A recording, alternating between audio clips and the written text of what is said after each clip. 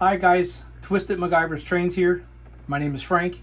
I'm going to show you a quick tutorial on how I do my ends to wire these guys up.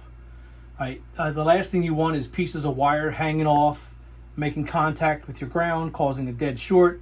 You don't want that. Also, you don't want your wires to come off while a train is going around, or maybe you're working under the platform. So for that reason, I recommend you use these rings. Alright? These rings come as this. So the brand is Wirefy. I highly recommend them. This is the only brand I use. I know there's hundreds of different brands out there, but this is the one that I prefer, and I'm going to show you how I do it and why. These are heat shrink tubing. So when you're done and you heat shrink it, and I know a lot of people use soldering irons. I don't do that, and you'll see why I don't do that. This is just my preference. This is not how, the rule is, or by code, this is how you should do it. This is just how I do it and how I prefer to do it. So many of you may have seen this thing on my platform, and I'm going to show you how I do it right now. All right, now the wire I'm using, MR Benchwork builds custom layouts. I'm sure many of you have seen his channel, but if you're looking to get a custom layout built, he's the one that does it. And basically, he shared this on his channel. He has his own store. I will share it in the description down below so he gets credit for this. This wire actually came from his store. This is what he recommends. It's 16 gauge, 100-foot rolls, and the pack has 8 different colors, believe it or not. And all the colors are right here that comes with this pack. Now, this pack, I believe, is like $90 now, but it used to be like $59 or $49. It was really cheap for 800 feet of wire. All right. So the colors we're going to use for this, so it matches my wiring underneath, because I have to drive these at 18 volts. Anything lower than 18 volts, they don't want to go down and stay down. All right. So I just stuck. That's got to be loosened up a little bit, but I'll take care of that. But in any case, we're going to be using the 16 gauge with this, and I'm going to be using the Lionel post-war ZW just for driving these kind of accessories that need that voltage of 18 volts. Because we can't get 18 volts out of the ZWL unless you're using one of your throttles. And the same thing with the MTH Z4000. You're not going to get 18 volts out of that unless you're using up one of your throttles. So that only has 10 volts and a 14 volt port on the back for accessories. So that's why I'm going to use the post-war ZW as 18 volts to power my accessories, because I have nothing else to use for it, so we're going to use it for this. All right, now this is how I do it. We're going to do this guy first. All right, my tools I use, of course, are Wirefly, and I'll take a picture of the bundle that I have for this. My wife bought me the value pack for this. So it comes with all the heads for whatever job you're crimping or whatever. And this is exactly how I do it. This is 16 gauge. So you're supposed to go to the 16 gauge, but I don't do that. I go right to the 12 gauge wire. I don't want to lose any of my insulation or any of my copper. So I go right there, strip it. And you basically want like 1/4 of an inch. Twist it. All right. But I shared a post under the community tab where a gentleman shows you the correct way of doing this. There you go. See how you can see that little bit of copper poking out? This is what you want, guys.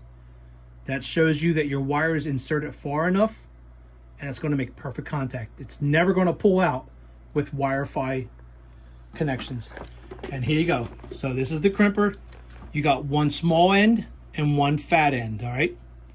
So you want the small end towards the ring and the fat end towards your wire, okay? And that's exactly how I have it. Now, if you look at the inside of this, see how it's got the butterfly, what I call the butterfly? This has to be on your crimping connector. So basically, you don't want that on the back. You want that butterfly to crimp down right on that seam right there. And this is how I'm going to do it. Open this up. This is our butterfly. This is where we want our butterfly, all right, to go. You want it right there. All right, and that's exactly where you want it. Crimp it until the ratchet's all the way down, the handles together. Let go of it, and there you go. So now we got it crimped. All right, it's not going to come off. Now we got to shrink this tubing so it looks professional and neat. And this is what we do. This is not a toy. Do not play with this. It's very dangerous. It is a flame, as many of you know. All right, light it, let it go down. Start applying your heat and let it shrink. Don't get too close. And just keep turning it and keep going until it melts. All right. Now this has a sealant on it so that when it's done, you will see some liquid juices coming out of the bottom. All right, the top's done. You want some juices coming out of that bottom, as you will see in a minute. There you go. Now I can't touch it because it's really hot. But now the connection's professional. It's never going to pull out. And to see that liquid, that clear liquid on the bottom, that's how you know that it's sealed correctly. Now this is waterproof. Water can never get into this. And these are the connections that I prefer. The wire's fully protected. You're not going to be causing a short. This is how you want to do it. Again, this is 16 gauge wire. The connections I'm using are for 12 to 16 gauge. So anywhere from 22 gauge to 16 gauge you can use for this wire. And this is going to be perfect for what we're using it for, all right? I wouldn't recommend this as a bus wire. I'll show you what I use for a bus wire after this. I'll show you, okay? All right, here we go, guys. I'm going to do one more with you, all right? Strip your wire, slide it in. Again, once you get it in there, you want to see a little bit of copper poking out at the top. That's what you want. Take your crimpers. Remember, you got two sides. What I like to refer to as the butterfly and the wide end. All right. Make sure the butterfly is facing you, and that butterfly has to go to the top. All right. So this is what we're going to do. Now I'm left-handed, so I'm doing this backwards for me. All right. You want that right there. Exactly, right on the money. All right, so the back end, this is what you're seeing. What you want to do is, I'm going to switch hands here so I can do this easily. You want to push down on this wire to make sure it's properly seated. Keep your fingers clear and crimp it all the way. Pull it out.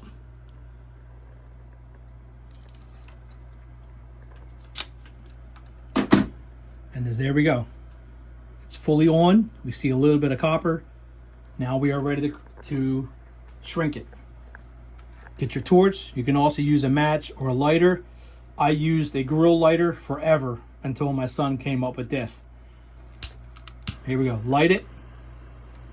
Heat it up. Keep your hands cleared. This is like using a propane torch, except it's butane. All right. You want to melt this guy perfect. You can see it melting in real time. Keep it off the wire and don't get it too close. You don't want to melt your wire. See how it's coming right down? That's what you want. Melt that right on. You're going to see some liquid coming out of the bottom. That's how you know it's sealed. And there we go.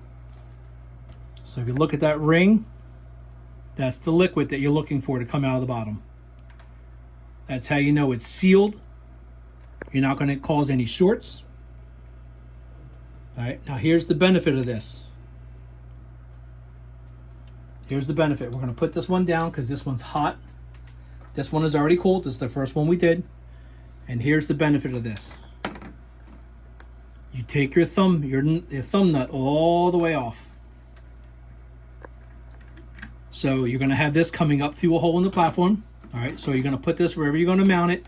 Put your screws in, drill your hole, have this come up, slide it right on there. Put your thumb nut on there.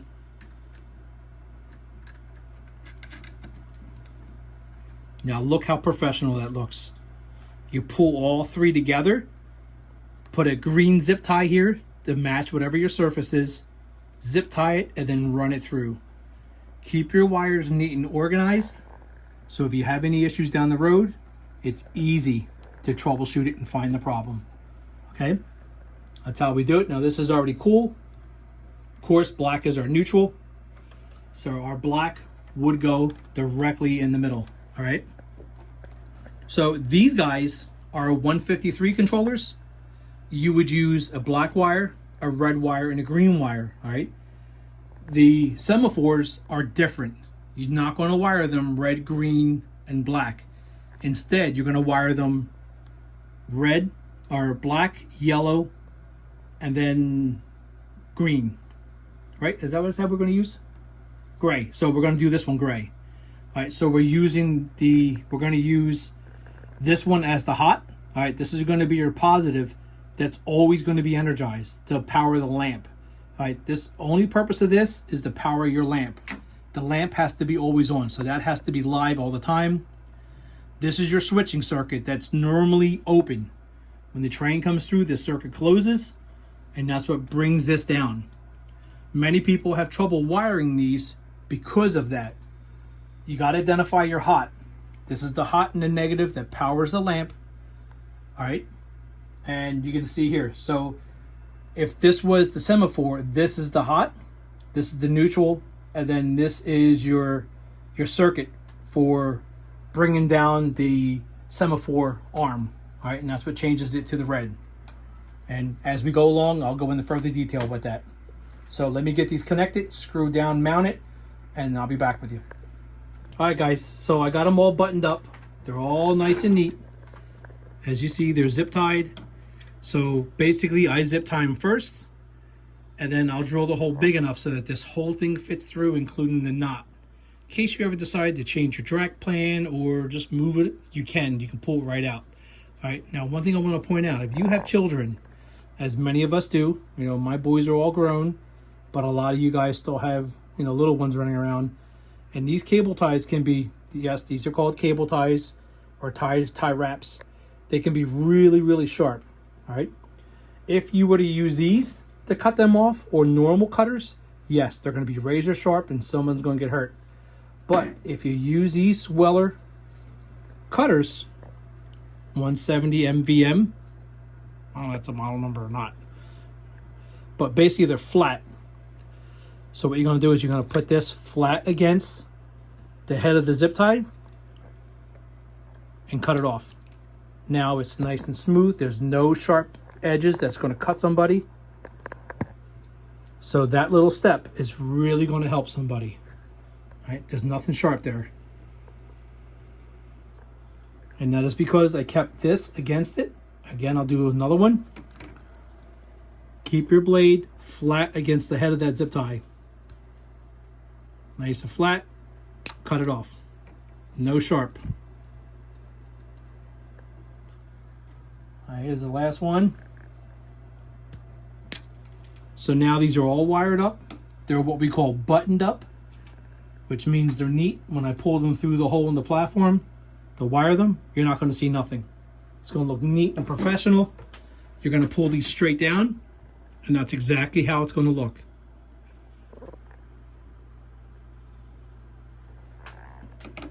And that's it. I'll see you again when they're all hooked up and working. All right, guys, as promised, this is what I use for my bus wires coming from the transformers going around the layout, which is basically the bus wire. All right, now I buy the rolls in 500 foot. They're cheaper that way. I get black and red individual. This is 14 gauge stranded, as you can see right there. 14 gauge stranded, and I like the fact that it was just made April 8th of 2024, so this was just manufactured.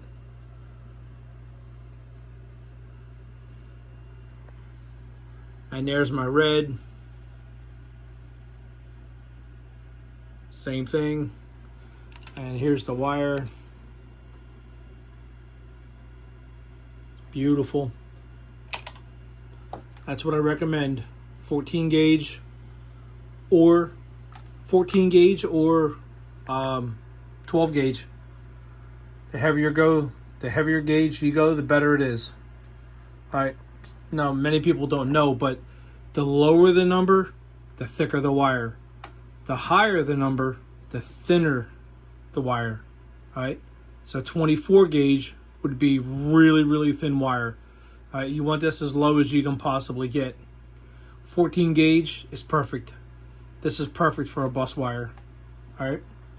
And then I use the suitcase connectors by Wirefly, of course, to tap into this. All right. Promised I'd show you guys. This is what I use. 500-foot spools. And you see I hardly touched it. All right. And I got these off Amazon, of course. And they were here super quick. That's one thing I like about it. All right. All right, guys. Talk to you later. Thank you to all the new subscribers. Please remember to like, comment, and subscribe. And if you feel the notion, go ahead and share it if you want. I'd appreciate it. All right. Have a good one, guys.